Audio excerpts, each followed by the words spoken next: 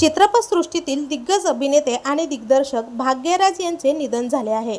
वयाच्या 73व्या वर्षी त्यांनी अखेरचा श्वास घेतला।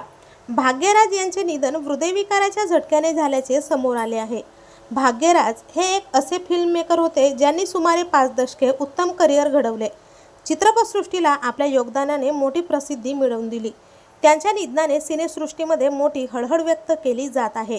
दिग्दर्शक भाग्यराज यांची प्रकृती अचानक बिघडली। त्यानंतर त्यांना चेन्नई येथील अपोलो रुग्णालयात हलवण्यात आले, पण वाटेतच त्यांना मृत्यूने गाठले। रुग्णालयात पोहोचल्यानंतर डॉक्टरांनी त्यांना हृदयविकाराचा झटका आल्याचं सांगितलं, तसेच त्यांना मृत घोषित केले। भाग्यराज यांच्या अनेक चित्रपटांचे तेलुगू आणि हिंदीमध्ये रिमेक बनवण्यात आले। जेव्हा भाषेच्या सीमा ओलांडणे सामान्य नव्हते, तेव्हा त्यांनी त्या सीमा पार केल्या। चित्रपटांव्यतिरिक्त त्यांनी साप्ताहिक आणि मासिक तसेच अनेक कादंबऱ्या देखील लिहिल्या। नंतरच्या काळात त्यांनी सहाय्यक भूमिकेद्वारे अभिनय क्षेत्रात पुनरागमन केले होते। अलीकडेच ते धनुष यांच्या कुबेरा या चित्रपटात दिसले होते। जानेवारी 2024 मध्ये त्यांनी पुन्हा दिग्दर्शन करणार अशी गोल्डन जुबली सोहळ्यादरम्यान घोषणा केली होती। मात्र चाहत्यांचे हे स्वप्न आता अपूर्णच राहिले।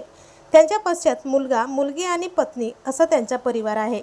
तर आपल्या YN मराठी न्यूजतर्फे अभिनेते भाग्यराज यांना भावपूर्ण श्रद्धांजली।